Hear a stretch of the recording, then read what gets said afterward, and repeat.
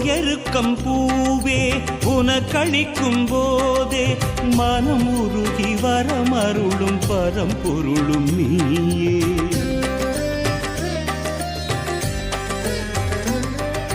பால் பழங்கள் தேனே படைத்தளிக்கும் போதே மதம் பெருகி எதிர்த்தெறியும் கரிமுகனும் நீயே. ஒரு பெரும் தத்துவத்தை கூறிய நாயகா அம்மையப்பன் உலகென்று உணர்த்திய வேழவா மறைவேதம் எனவாகும் ஓங்கார பிரணவமே பிரணவமே.